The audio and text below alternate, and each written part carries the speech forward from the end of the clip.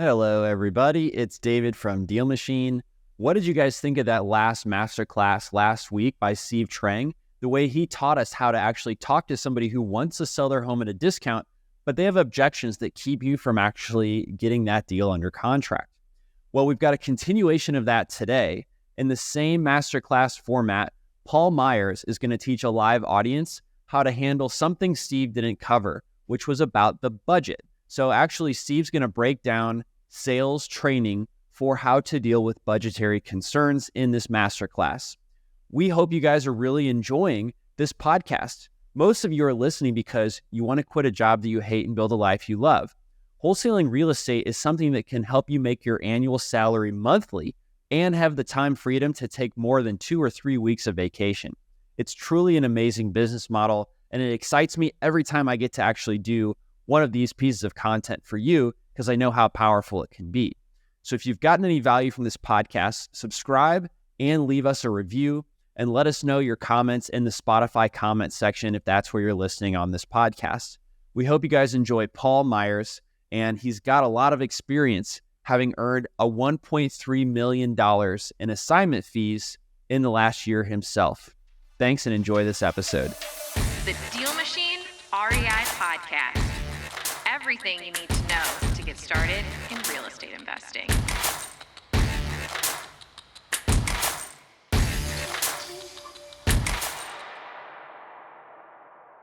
Paul, excited to have you on today, man. I know you've been a fantastic member throughout all of this, and always had great questions. Come, really excited to engage everybody, and you leading the session is going to be really, really fun. So it's gonna be a great one. I'm pumped.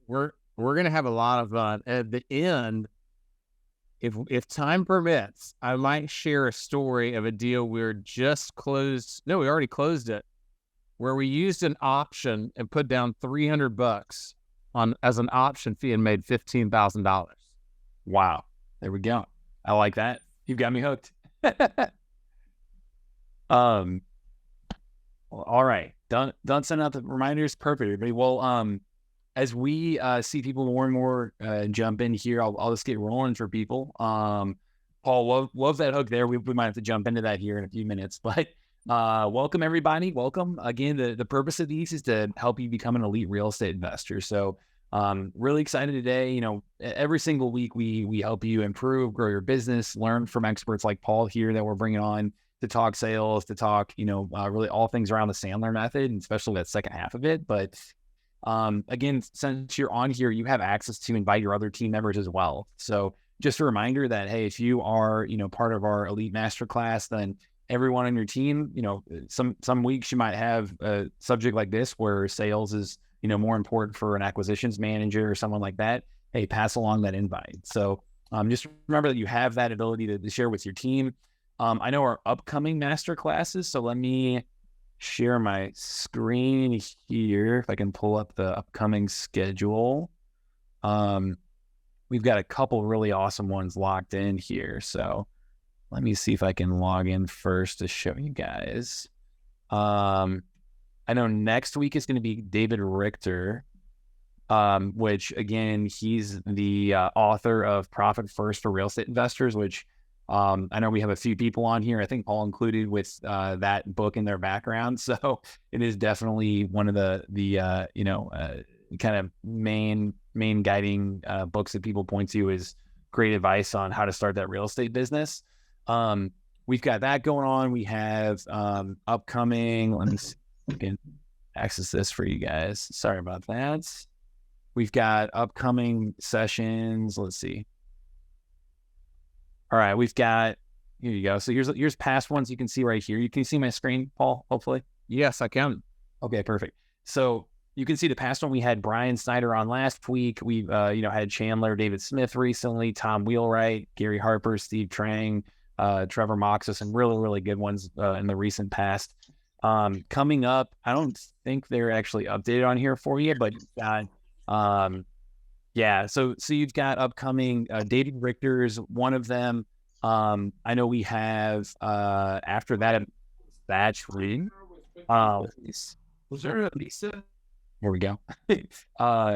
if the upcoming beyond that, we've got Thatch Wynn coming up, and he's going to be at a special time that morning. So let me see here. It's the morning of September 14th, I believe. So let me pull that up. September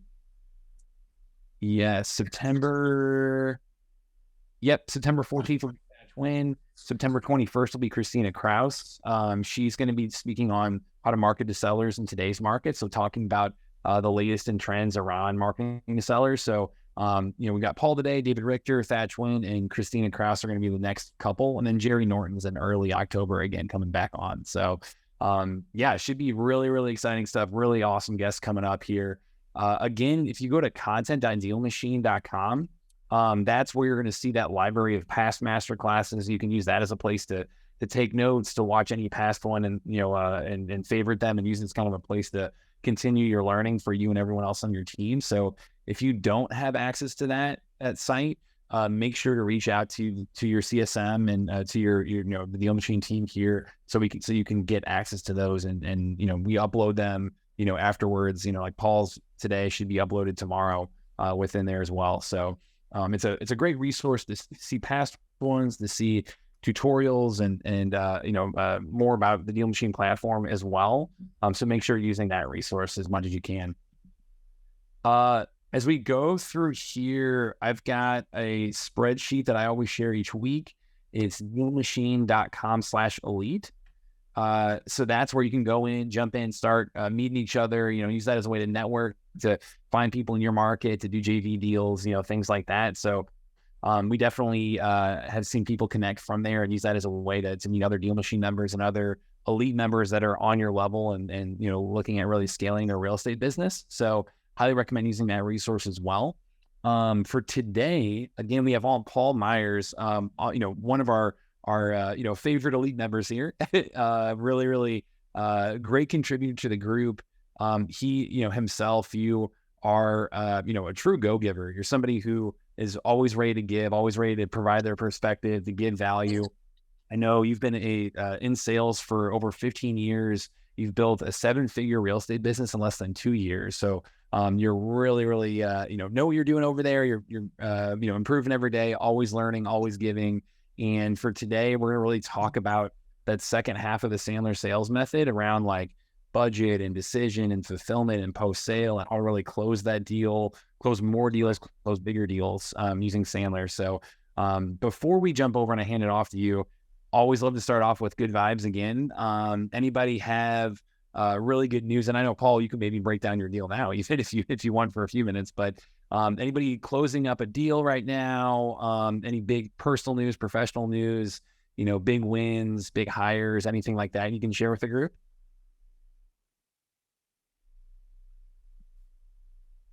Don't be shy. They don't make me call on you guys, but there we go. Gene, you have? Oh, and or Jody. So I guess here's a nice win. I already had this house.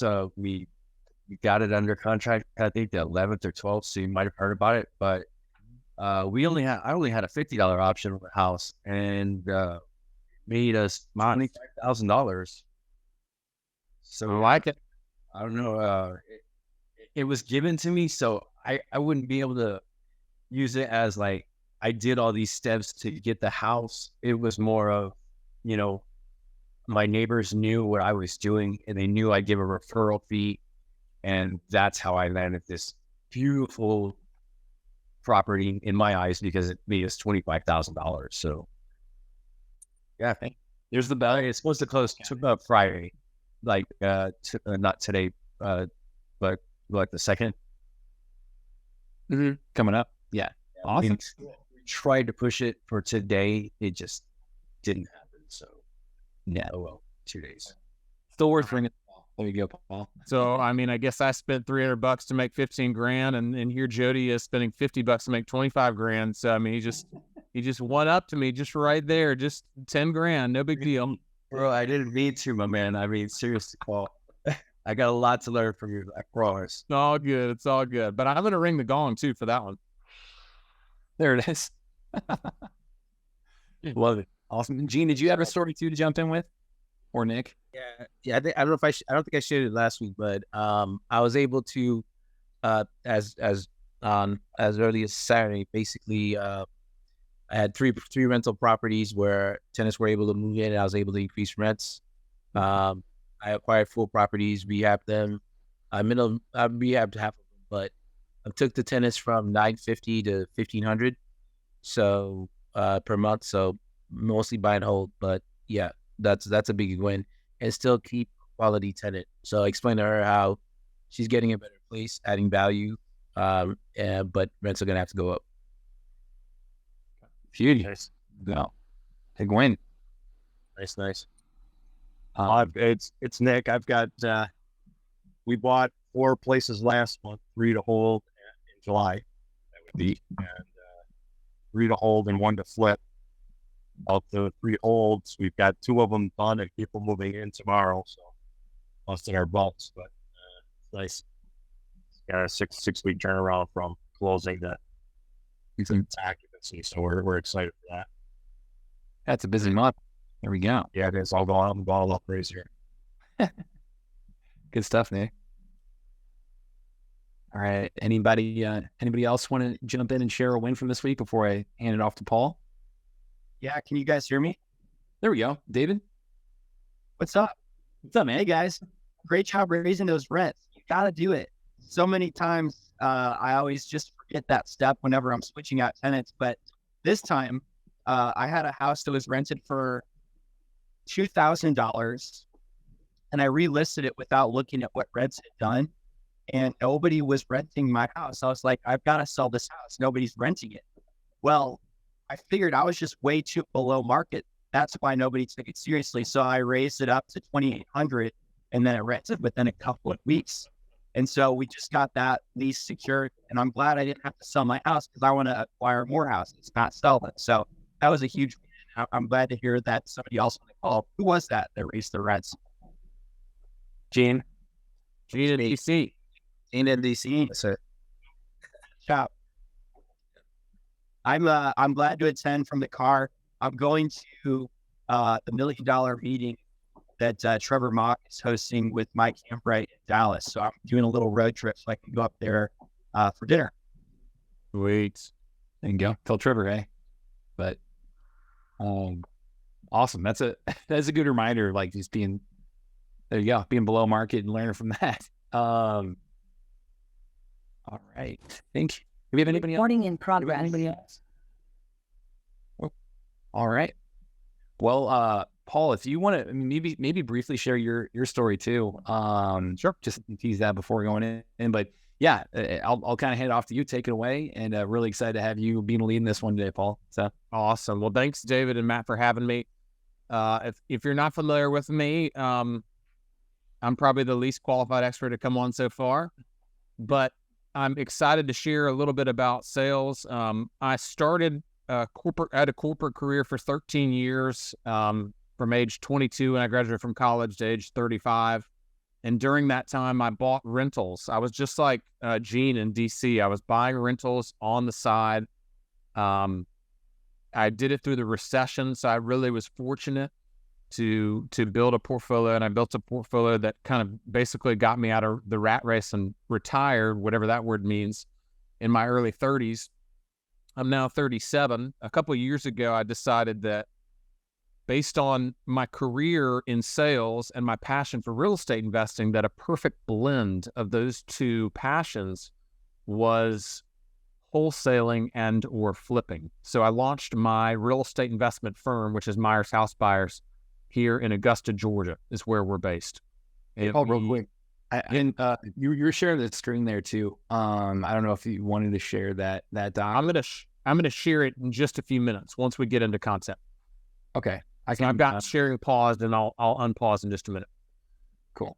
So about 2 years ago, I launched my company. Last year we did $615,000 in revenue. This year we're on pace to do about double that. It's about $1.25 million. I put a comment in the chat to kind of, if you all want to share what your revenue is. We probably wholesale 75%, of our deals, and then the other 25% we split between flipping and buy and hold.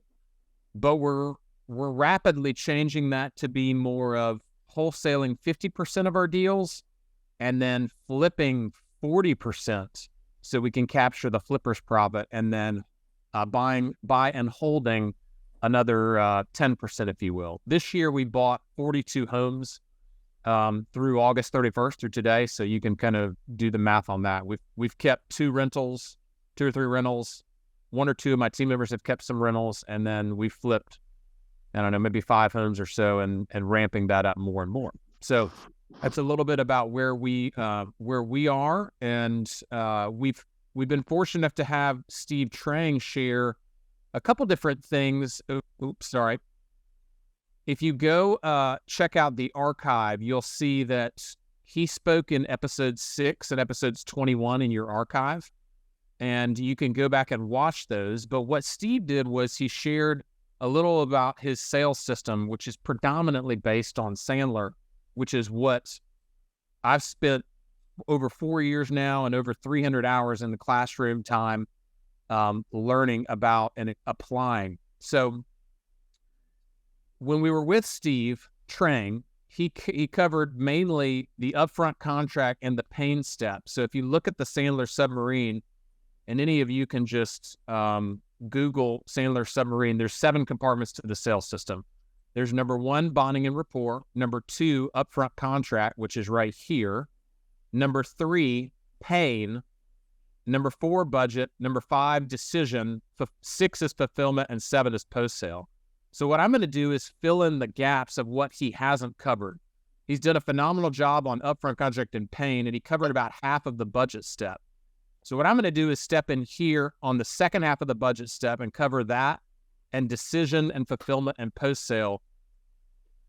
And I want you guys to keep in mind the context of where I'm coming in, because if you're meeting with a prospect for an hour and you're wanting to buy their home directly, and you've covered pain and budget, then you're probably about 30 to 45 minutes into your hour-long meeting, and we're going to pick up halfway through the budget step, and I'm going to kind of tell you some of the ways we do the budget step, and feel free to insert your questions throughout as I go through budget, decision, fulfillment, and post-sale, and I'll explain what those are in just a minute.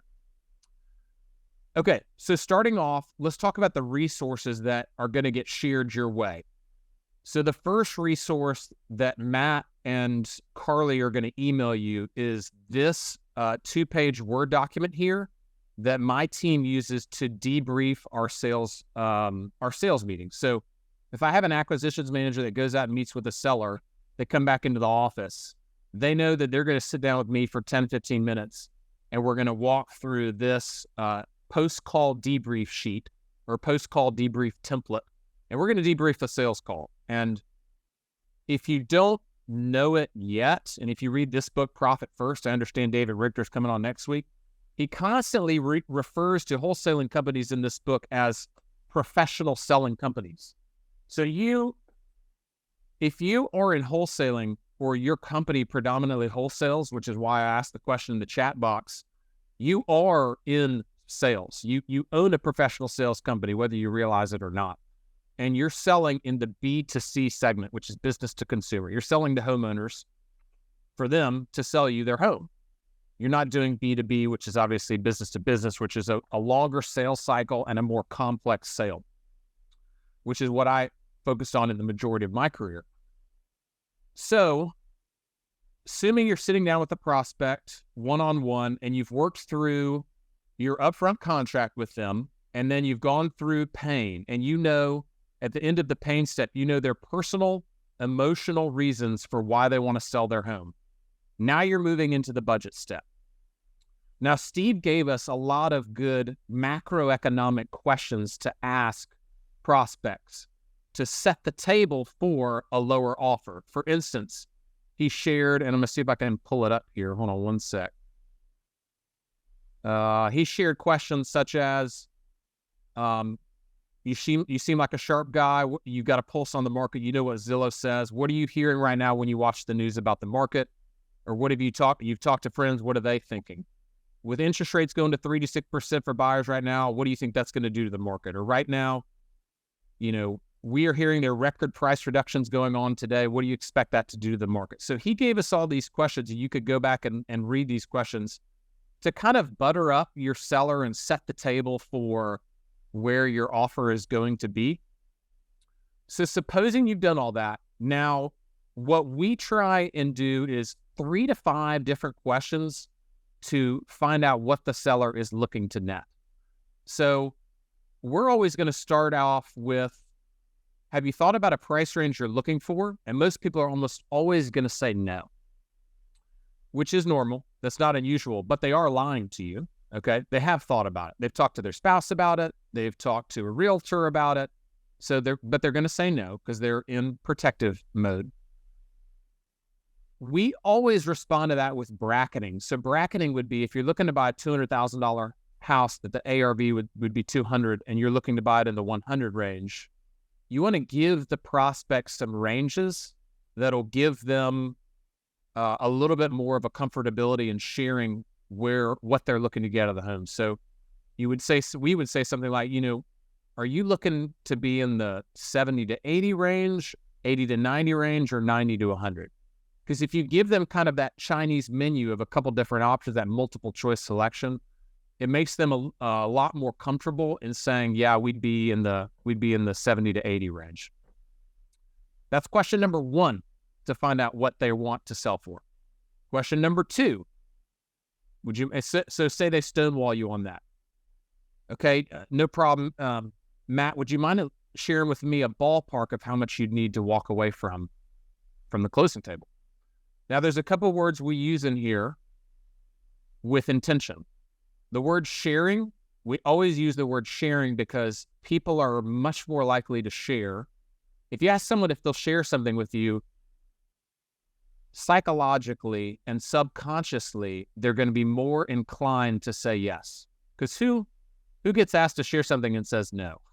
Most people don't want to be that way. So mind sharing with me a ballpark of how much you'd need to walk away from closing, not how much you'd want to sell for, how much you'd need to walk away from closing.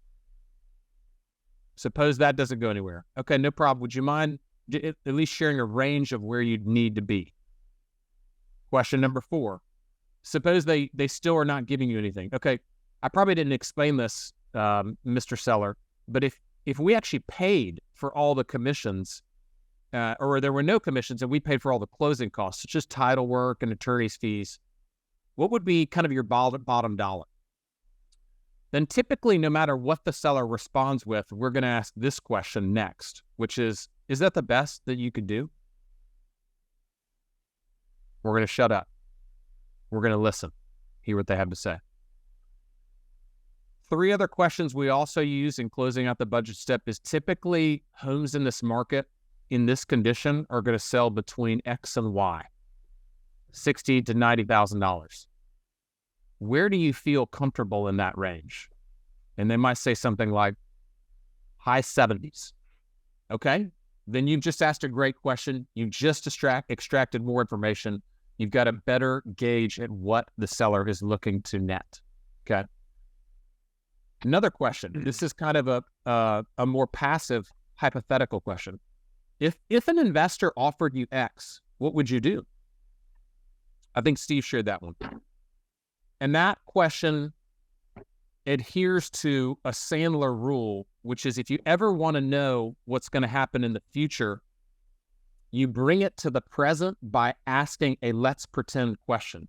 Okay, so say you want to get this deal under contract for 80, and you really want to know.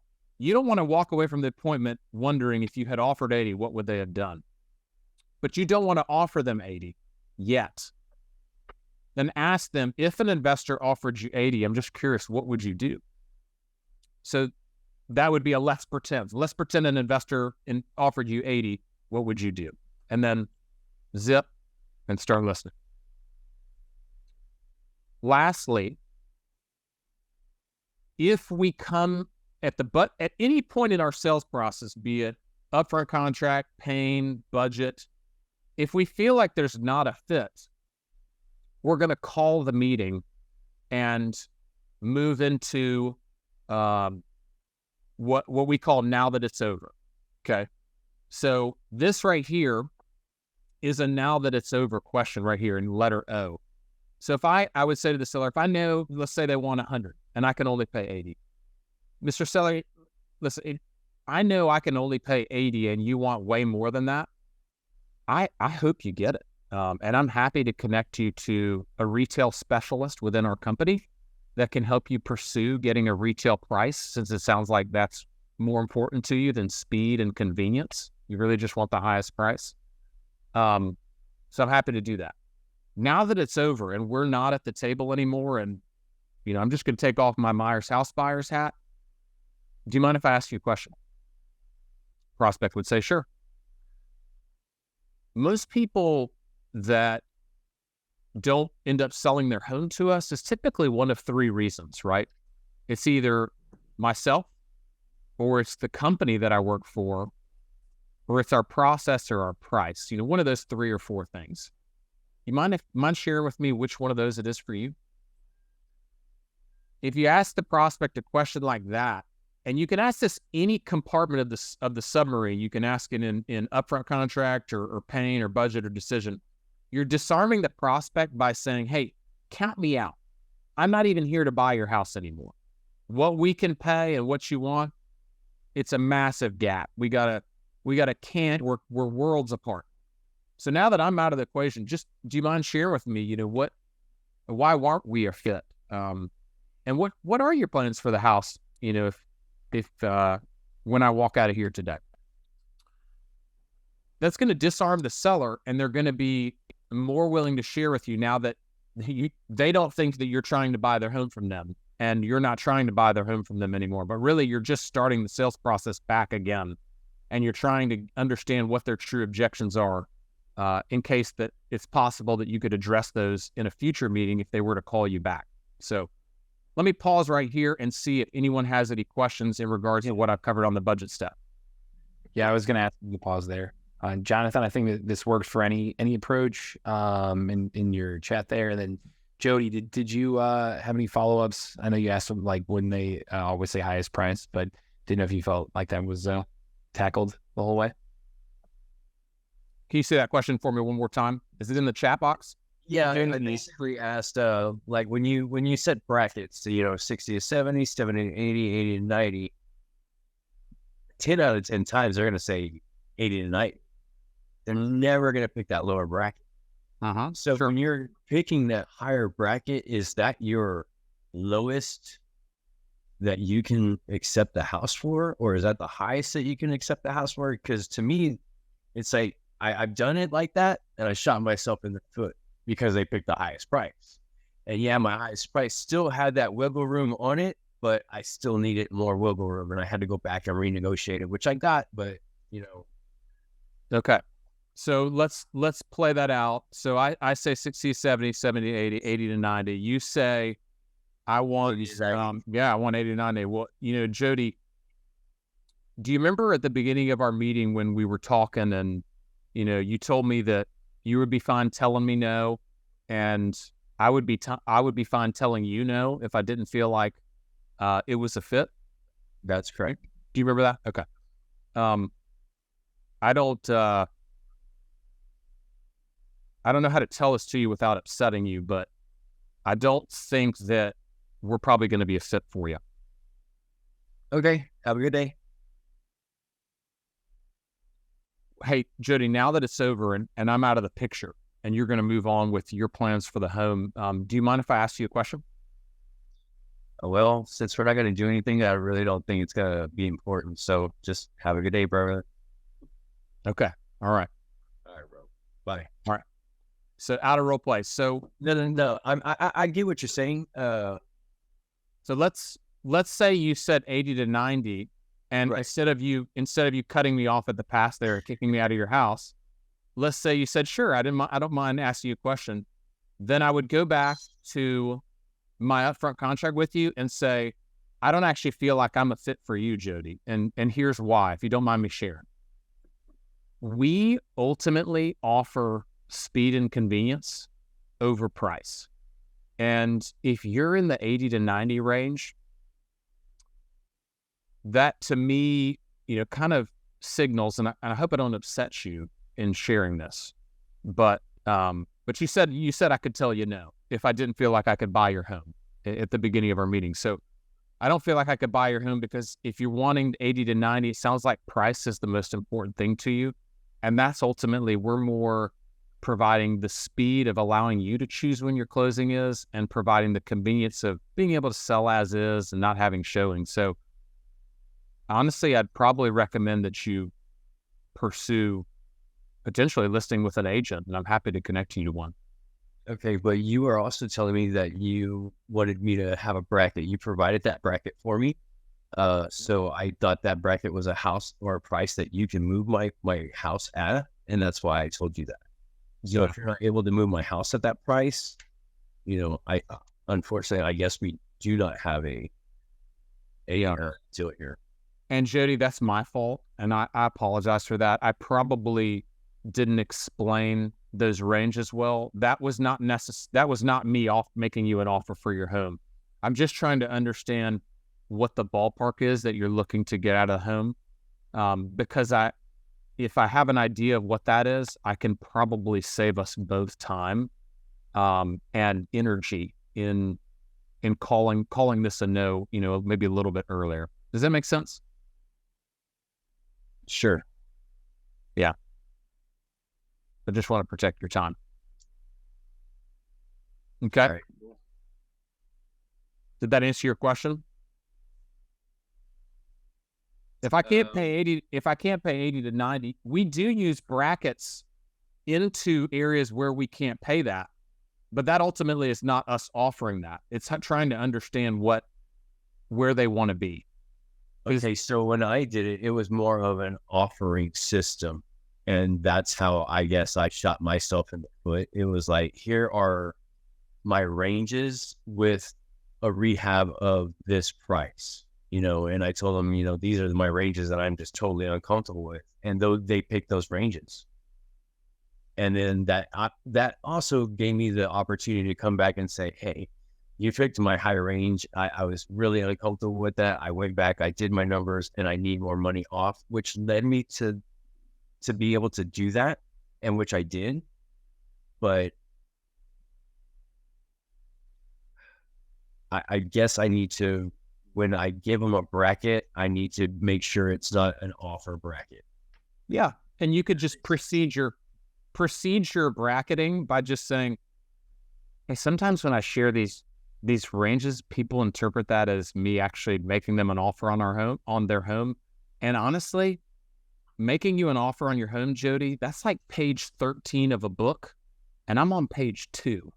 I don't even know if I can solve your problem, much less buy your home. So really, all I'm trying to do is just kind of figure out what your expectations are so that I can know whether I can serve you well by meeting your expectations. Please open up your podcast app right now and leave us a review and let us know what you thought of this episode. It means so much because the reviews help us get in front of more people. And the more people we can get in front of, the more we can help them achieve financial freedom.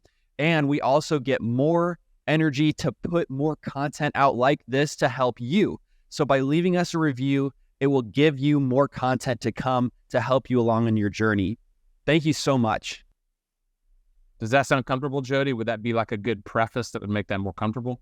Yeah, that sounds great. Also, Paul, I would be learning more than just doing a role play right now, and I apologize. I'll go down this rabbit hole if you want to, but I rather kind of get back to where we were instead of being in OB. Sure, if that's fair. Appreciate it. Yeah, appreciate you. Being willing to role play a little bit too, Jody. We did have one specific question from Gene there was saying, hey, how much do you pre-qualify before going out to appointment? Do you have any perspective on that, Paul?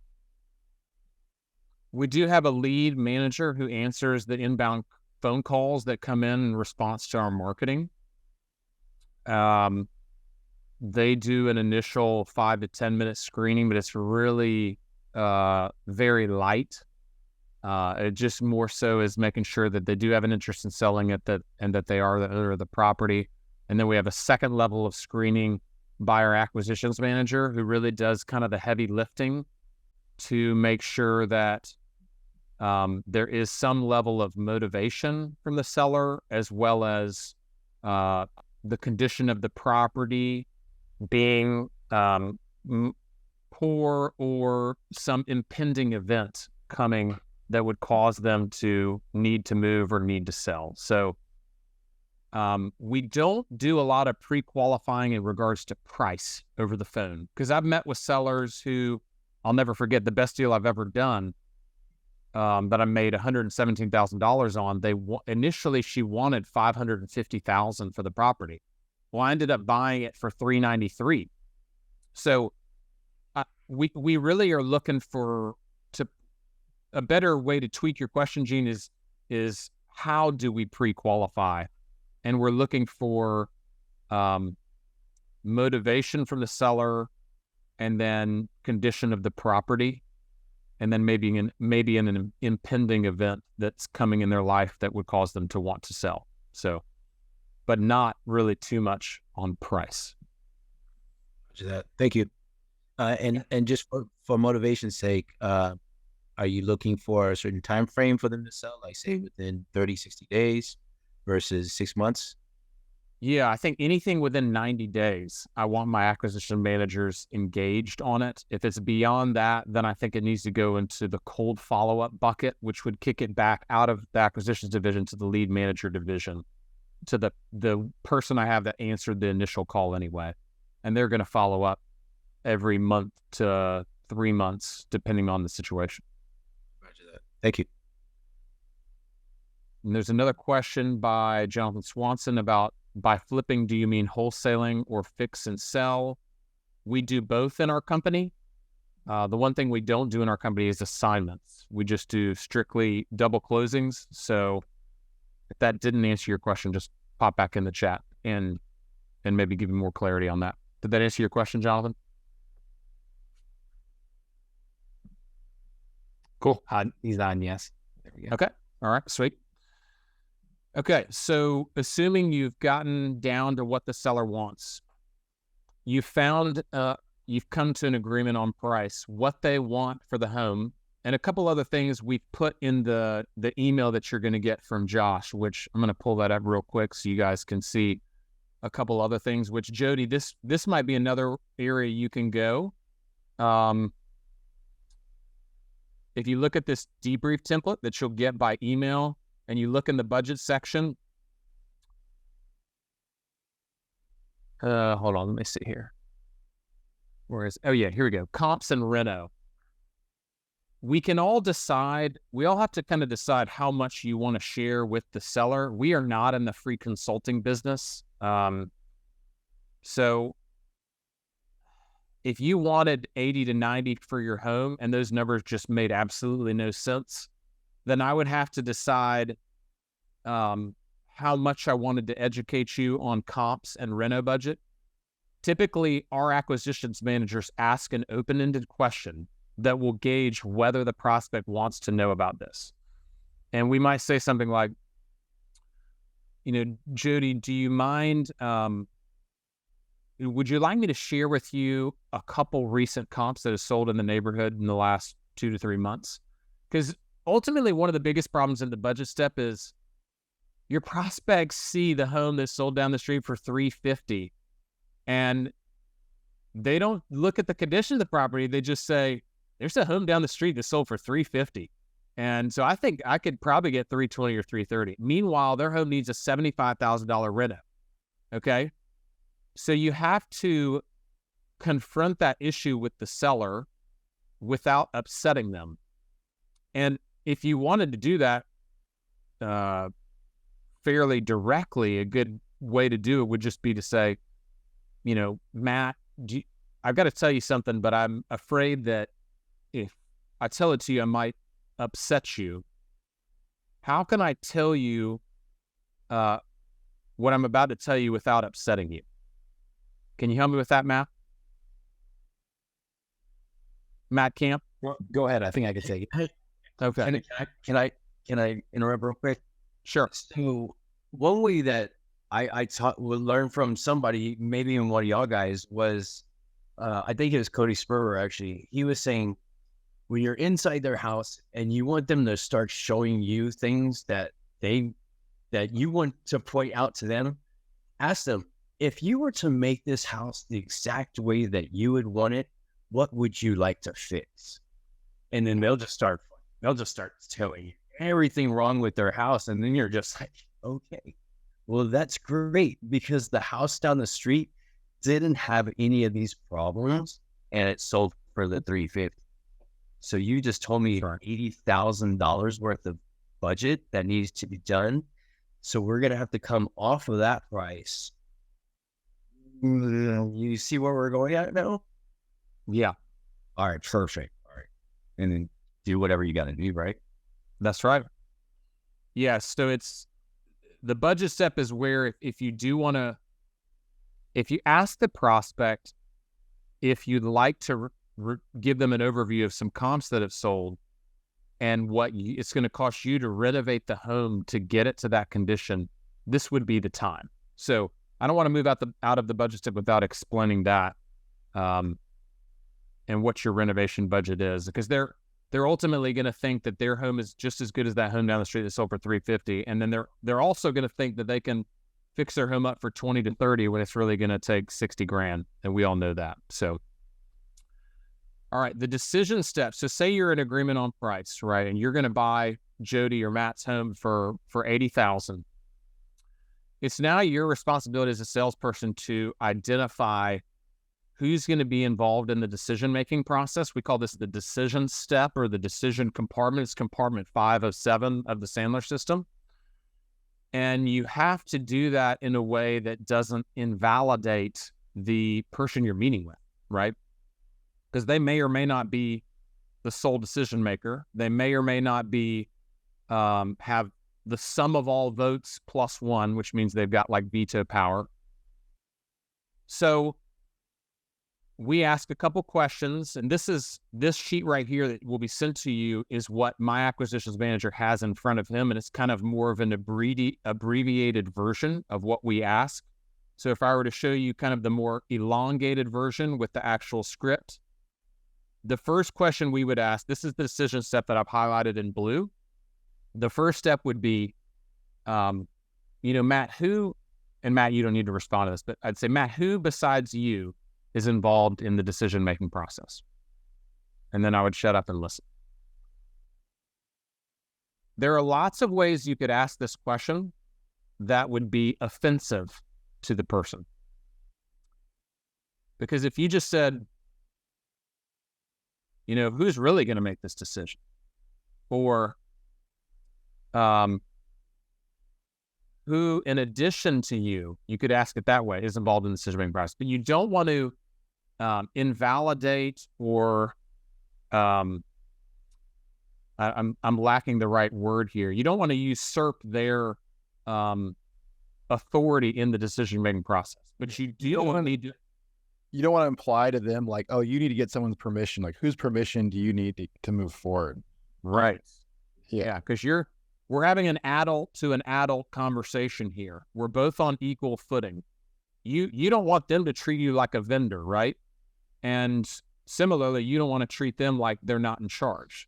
So who besides you or in addition to you is involved in the decision-making process? Now, you're going to have a couple different responses to that. You're going to have some people that say, well, yeah, I'm the sole decision maker. If they say that, that could be true or it could be a lie. If it's true, then you want to test it in a nurturing way with a nurturing tone to confirm that it is true. So say they say they're the sole decision maker. I would say something like, hey, man, I respect that. I wish I was more like you in that respect. Just making decisions by myself and being confident about that decision. I always feel like I need to run my decisions by somebody, whether it's my wife or whomever. I'm just curious, would you run this by anyone? And then you shut up and you listen to hear what they say. Oh, no. I met with a seller last week, guys, and she said, oh, no, I'm a staff sergeant in the Army. I'm single. This is my decision. If they say something like that, great. They're the decision maker. Let's move on to the next question. What you're trying to smoke out is who else is going to be involved and who can blow up your deal. Because we have a rule in Sandler that says, if there's a bomb in the room, light the fuse and give the bomb to the prospect. It's their bomb to defuse. So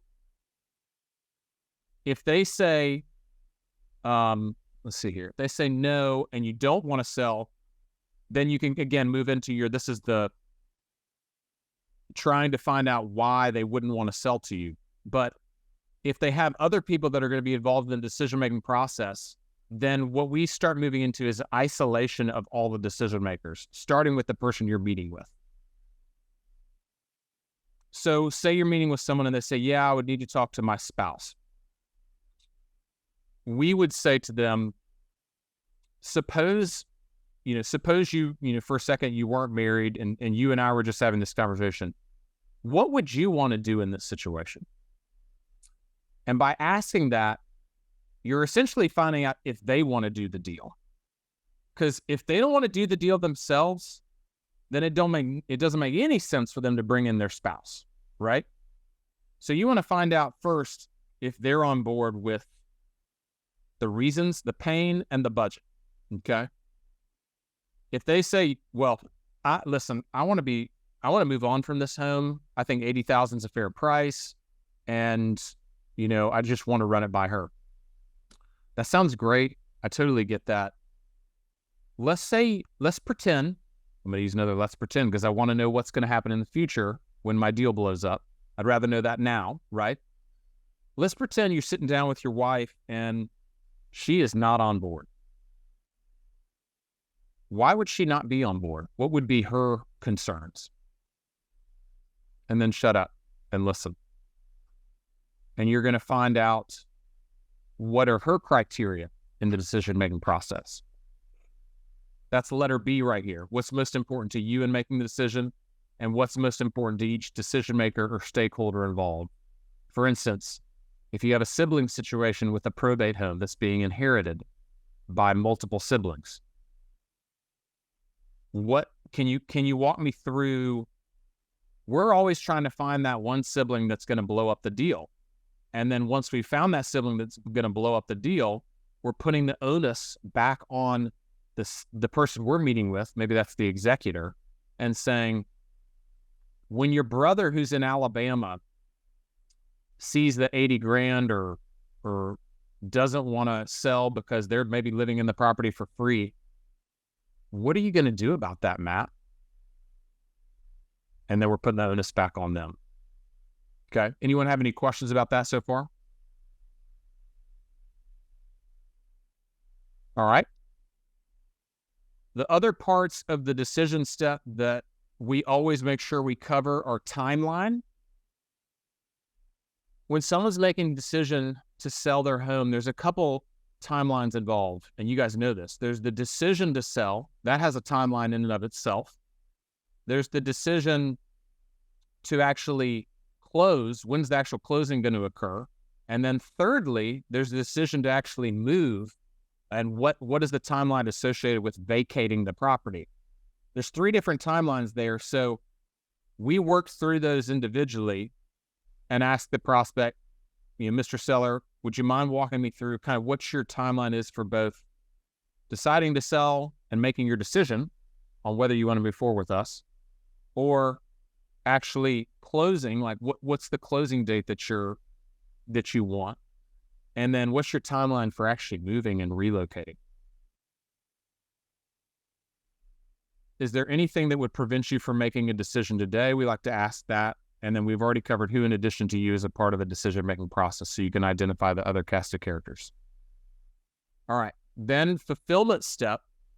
Really, really quick, Paul.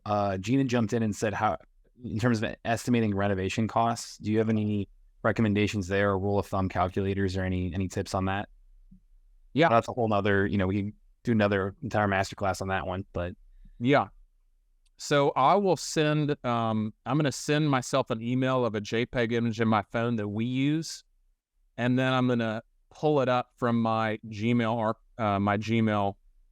inbox real quick. So let's pause on that question, and once I send myself this email, I'll answer that and show you our whiteboard we use for reno budget. Sounds good. The fulfillment step is, if you're familiar with selling, it's the close. But the closing of a sale in this world of Sandler is not what you might think it would be. Closing in the world of Sandler is allowing the prospect to close. So a Sandler rule would be the best close the prospect never sees. Why would the prospect never see the close? It would be because you ask this question: what would you like to have happen next, Matt? So again, we've been through all your personal and emotional reasons for selling. That's pain. We've talked through the budget. We've come to an agreement at $80,000. That's budget. We've talked through everyone that's involved in the decision-making process, and we know who's involved and that we know everyone's on board and no one's going to blow anything up. Then we're going to ask, what would you like to have happen next? It's the simplest, easiest way to close. Most prospects are going to say, in response to that question, something akin to, well, do you have an agreement that we would do, or do we need to put anything in writing? And you're going to say, oh yeah, you're totally right. Yes, we have a basic purchase and sale agreement that we use. And I know when we talked at the beginning of the meeting, we said that if we came to an agreement, what yes would look like is that we would put everything in writing. So yeah, we can take 3 to 5 minutes and I can write that up. And if you have any questions, I'll kind of give you an overview of it. And then we can sign that. We don't use the word contracts. We use the word agreements because it's less intrusive. It's more agreeable to people subconsciously. So the Sandler close is essentially asking, what would you like to have happen next? There's 2 other things I have written in here. One is, if you're going to be potentially using wholesaling as an exit strategy, it's important at this time in the sales process to explain to the seller that you'd like to have an opportunity for your investor partners or cash buyers to walk through the property. And you just simply need an hour from 1 to 2 p.m. on a weekday sometime this week. Is there a time that would work well for you? So you're going to position that walkthrough so that you can maintain wholesaling or assigning the property or double closing it as an exit strategy. Thirdly, and finally, on the fulfillment step, if necessary, discuss a move-out date and then an agreement on what's going to happen with the possessions in the home. When we've done this poorly, what has happened is the seller has left things in the home that we weren't expecting, and then if we bought the property, our trash out budget, we budgeted $1,000 and then it took $2,000, it took $3,000, or it took $5,000. So this is a good time to talk about what's going to be removed and what isn't. So that is the close. It's the fulfillment step. That's all it is. It's essentially asking, what would you like to have happen next? Lastly, one thing I love about Sandler, and I'll kind of conclude with this, is the post-sale step. Really quick, Paul, too. I know, Gene, you hit the raise hand button, too. Did he answer your question, or did you want to jump in and ask really quick here? No, sorry. I was saying goodbye to Ryan. Sorry. Oh, okay, never mind that. Wrong hand. Cool. And then I liked Sean's tip, too. Says exchange the word signature with autograph. Sellers like that, too. So anyway, yeah. Go ahead, Paul. The post-sale step. Now, if you've been in this business any length of time, you guys have all experienced a seller that experienced seller's remorse after you walked out the door, after they signed an agreement with you, and then they completely ghosted you. They certainly never showed up for the closing table, at the closing table. They stopped responding to your calls. They stopped responding to your texts. And something triggered in their mind in regards to price or your process or the deal y'all came to, and they had doubts and they backed out, and then you lost the deal. The post-sale step is making sure that you're heading that off at the pass so that it never happens. If I were to recommend to you how to position the post sale, I would say something to the seller like this. Hey, and this is right after they've signed the contract. So we just went through, I said, what would you like to have happen next? They said, do you have an agreement or something that we would sign? I pull out an agreement, we fill out the agreement, we sign it.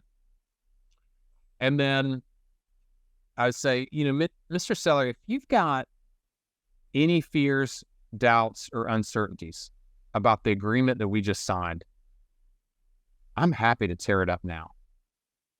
Because what makes it a challenge for me is if you decide to back out later on. So if you do want to back out, let's just go ahead and back out now. Because if you decide to back out later after we've invested time and resources into the due diligence process and your home, it's going to be a significant cost for me and for our company and whatnot. So do you have any more fears, doubts, uncertainties that you'd like to talk about? Because if you don't want to move forward with this, you don't feel like it's the best thing for you, I'd be more than happy to tear this up. And then shut up and listen and hear what they say. So this does take a lot of guts. It does take a lot of practice.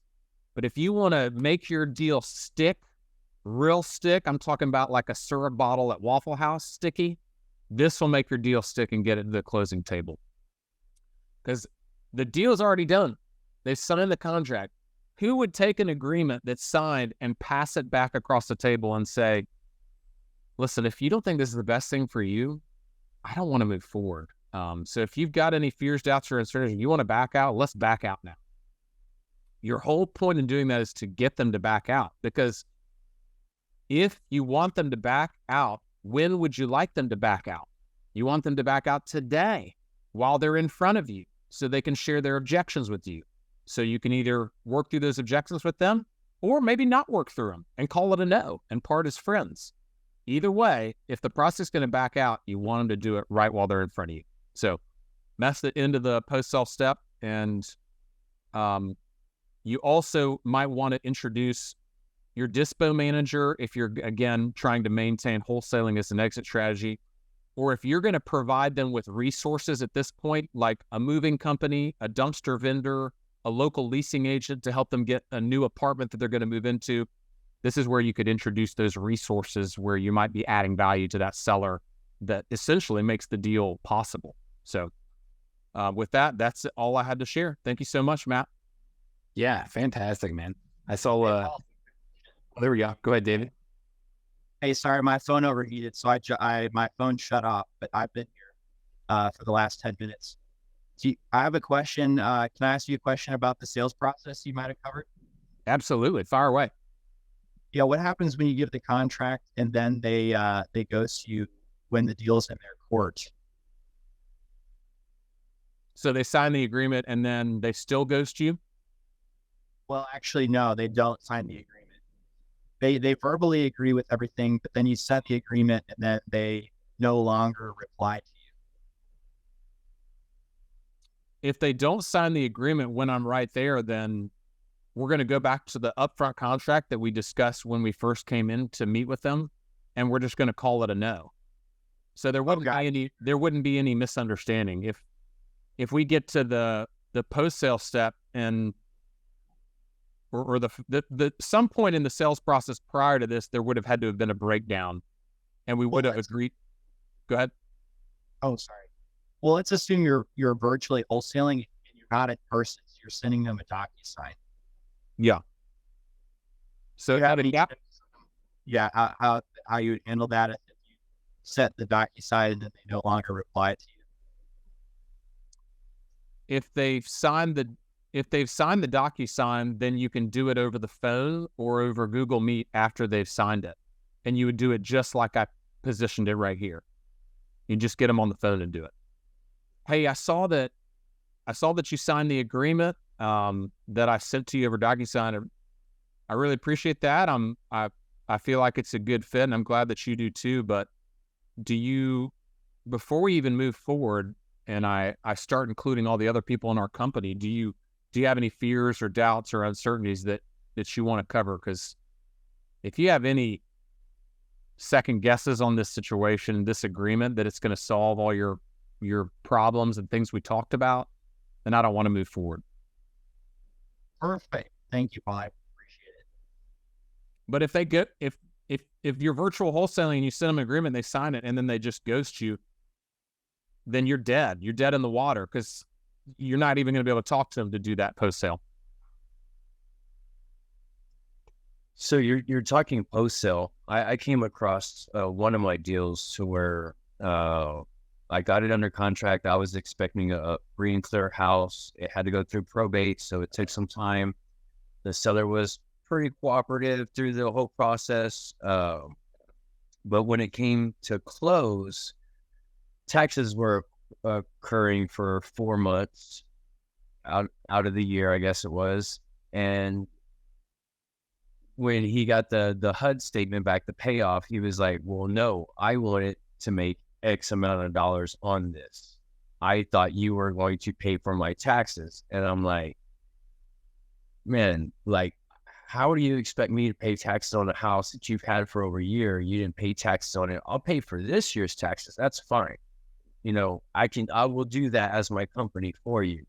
But to pay for last year's taxes and this year's taxes, I said no. And he's like, well, we're going to have to renegotiate or the deal is done. I called him back and I was like, look, I'm willing to pay for half of the taxes, but if you're not willing to do that, what I'm going to do is just put a memorandum on your house, and you're never going to be able to sell it again unless it goes through me.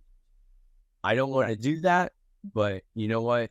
You are bringing this up to my attention now, and you can ask your attorney on this. And he called me right back and said, what can we do? I mean, I still closed on it. I still got paid, but I mean, that I still like me. I was like an asshole, you know. I don't like being that way. But this guy at the last, you know, for 4 months, now he wants to renegotiate the price. I'm like, dude, fuck you. Yeah. It sounds like he got a little firm with you and you got a little firm with him.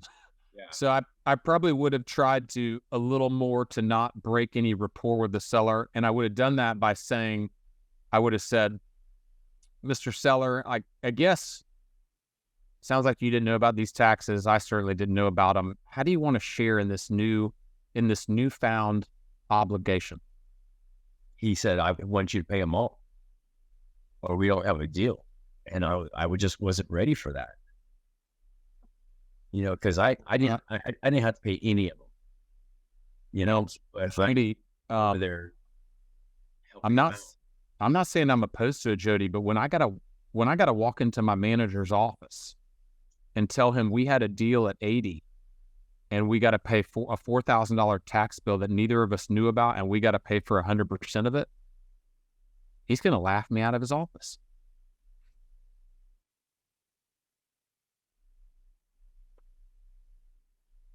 I just don't know how I sell it to him, Jody. No, I got it done. It's just so you're trying to put the onus on me. Outside of role play, you're trying to put the onus on me to solve that problem. It's not my problem. You guys heard Steve tell this to us. Is that where you were saying you like the bomb, you give it to the prospect's hand? Is that exactly? Okay, exactly. Gotcha. There's a bomb in the room. I'm lighting the fuse, and I'm giving you the bomb. Perfect. Beautiful. That's good stuff. I love, Sean, that was a good tip as well. Like, just making sure you review the agreement while you have them on the phone. Like, you know, as much of that as you can do live as possible. All right, Paul, I thank you so much for coming on. If we have any other questions, I can stick around for a few minutes. Paul, I don't know if you have any. We're going to give away the freebie, that template that Paul's been going through. On that freebie, we're going to send it over email, so make sure to keep an eye out for that. And then always just a reminder to use that new account for the content.dealmachine.com, you know, where you're going to find the past recordings, the you know, courses, trainings, all of that.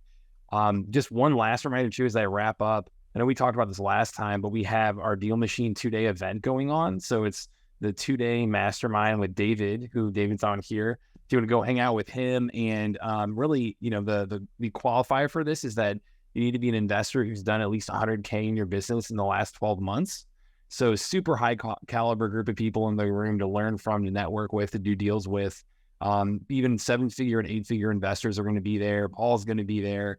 And we're going to spend time digging into your business, building potentially lifelong partnerships here. And, I just threw the link in the chat here for that application. So make sure to check that out if you're excited to spend some time with David, Paul, and then, the top tier of our network there. But, Paul, do you have anything else here too? Or any other last minute questions from anybody?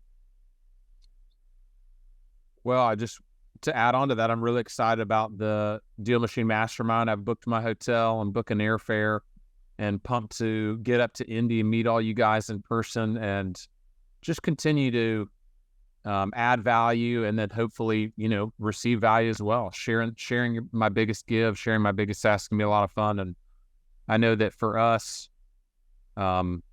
adding in, focusing on agents and the listings and agent referrals division for us is going to add about $500,000 in gross revenue to our business this year. And it's really essentially what's helped us double in size. So I hope that I can really add a lot of value to people by sharing about that. Love it, man. Well, appreciate you. Oh, David, yeah, go ahead. Thanks, Matt. Thanks, Paul. Yeah, if you guys are interested at all, would definitely love to have you apply and grab one of the seats. If you're on this call, 95% chance it's going to be a good fit for you on our end, and would love to talk through that with you on your end. So thanks for posting the link in there, guys, and hopefully I look forward to talking with you guys in the next couple of days. Good stuff. All right. Thanks, everybody. See you same time, same place next week. And Jody, I can hang around for a minute too. Also, man. I don't know if this would help anybody else out, but I have like a lot of leads through DealMachine from driving for dollars. I'll put them in as a lead. I haven't skip traced them yet. The ones that we have skip traced, we have like 750 numbers that we can start potentially calling. I need some type, or how can I utilize that list that I have to actually, without me busting my ass and making phone calls like I've done in the past, get appointments off that. And what my appointments that I'm looking at, I'm not necessarily looking at that house for a potential buy. However, that's my intention. But what I'm really looking for is more of, I'm looking for leads, and I'm paying you $1,000 for a lead. And that's my whole kind of what I'm doing. I'm not, yes, I want to knock on their door. I want to buy their house. But my thing is, I want to take it off of me wanting to buy their house and me wanting to give them $1,000 for a lead. How do I do that with the numbers that I got? Are you looking for a strategy to employ bird dogs to bring you leads? Is that what you're trying to do, to build a referral network where you're paying 1,000 people for good leads? I do have bird dogs out there looking for houses like that. And that's potentially what I want to do with every single person that I give one of my flyers to. Is I'm not really looking at your house. Yes, I would love to buy it. But if you know somebody that has a house, I need you to contact me. Here's all my information. When you do, and I close on that property, I'll give you $1,000. Those are beautiful leads. I mean, that was one of the $25,000 home run that I got that's coming up this Friday, is from doing that. So, like, how do I get my VA if I do hire a VA, like, sell leads, not I want to buy your house? I'm looking in my notes right now for a resource for you. So I'm going to let someone answer your question while they're doing that. I'm going to see if I can find, there's a particular podcast episode from Todd Toback with the No Limits Real Estate Investing podcast that I have in mind that would answer this question. So just give me 1 second. I'm going to flip through some pages. Awesome, bro. Nice. Anybody else got any help for me, man? Yeah. Yeah, it's that. So Josh or David, do you have any thoughts there? I'm trying to think of who else. I'm trying to think I don't know if I entirely understand the ask, Jody. you've got a list of like driving for dollars leads that you're trying to work, and you're just talking about what's the best marketing process to get them on the phone and opportunities, or how do I utilize the phone numbers that I've driven and I've gotten from me actually driving and saying, this house looks like a good house, this house looks like a good house, right? Now I have all this compiled of information instead of me just getting on my phone and start dialing. Well, what's wrong with getting on your phone and starting to dial them? Like using Mojo Dialer, calling three numbers at a time, 750 numbers. You could probably do that in a half day. Is there a reason why you don't want to do this, the direct cold call and talk to people? Time. Yes, I'm good on the phones. I did telesales marketing for years, which I apologize if I ever called anybody. So, but I don't know. I want to get away from this aspect, and I want to do more of the meetings, the actual going to the house, looking at the property. Okay. That's where my bread and butter's at. I love talking to people. All right. Well, then you definitely need a cold caller / appointment setter. I mean, that's what you need. yeah, those are your options. Sean's mentioning also you can do more direct mail where you're just getting inbounds. Definitely another option to go with as well. That I would ideally you're doing both at a time, but I think to Paul's point, for sure, if that work has to be done no matter what is the real answer, and so someone needs to be doing that dialing, so that you're getting those appointments set, and then you can do more of what you enjoy and show up. And it's good that you know that, because you don't want to spend all days doing stuff that you don't enjoy. Obviously, sometimes you got to get through it, but if you narrow it on, that's what. Yeah, I'll get on the phone and make 50 phone calls or something, Josh. But you know how it is, my man. It's a lot of work. That's where you get paid. Yeah. Yeah. I think Zach Booth and Christina Kraus both had past masterminds that could be good, worth watching if you hadn't seen those live stuff. That's all I got, guys. Did you get that up, Paul? I'm sorry. I can't find it. I've looked everywhere, and I'm really unqualified to answer. If your question is how to build a bird dog network to bring you deals for $1,000 referral fees, I know it can be done. I know people are doing it. I've never done it myself because I've found leads in other avenues. So I'm really unqualified to answer that question for you. And I can't remember what episode it is, and there's no way for me to search. I can search my notes from the episodes I've listened to, but I can't go into his podcast and search. So I can't find it. But I know that. Here's another quick question. Does anybody have any drivers out there? We do.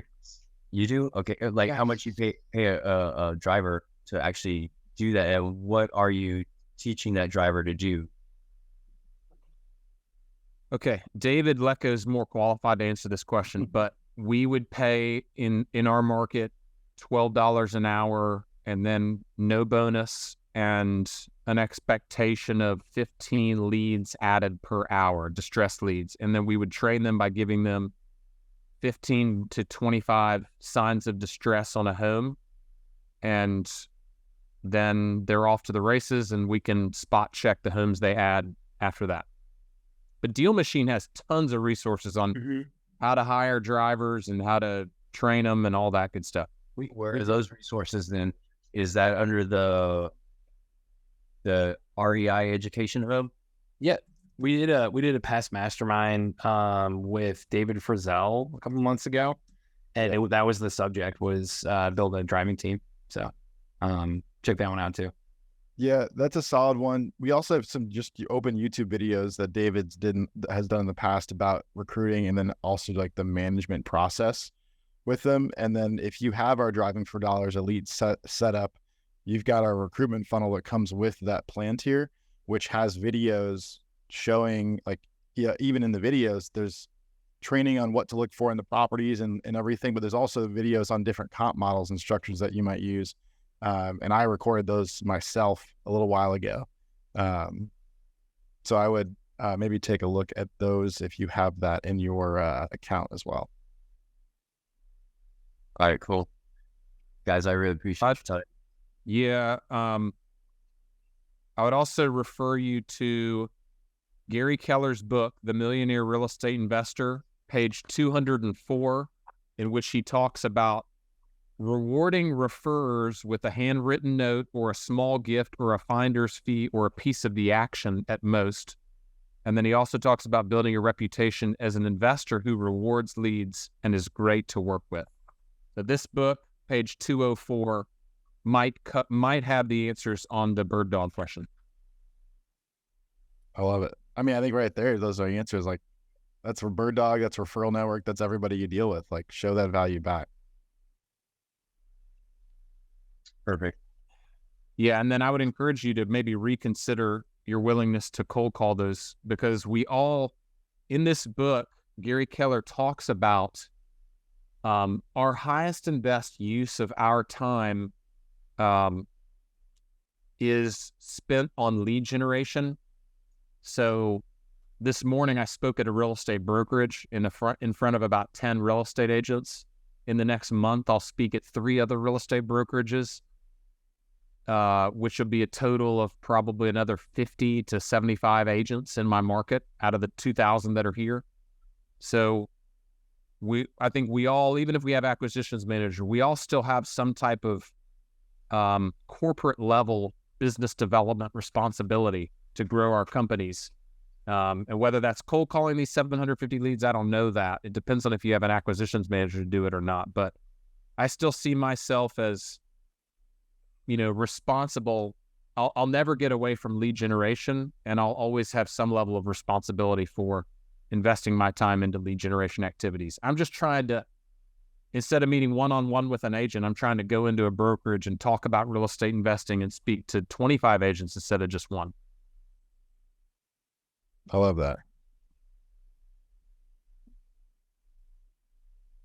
Cool. Great. Well, Matt gave me the control to shut things down. Anyone else have any last thoughts or questions or anything? Not at this time. I guess next week I'll see everybody. See you guys next week. Sounds good. Bye, everybody. Thanks for listening to the DealMachine Real Estate Investing Podcast. Please leave us a review and follow along wherever you're listening to your podcast.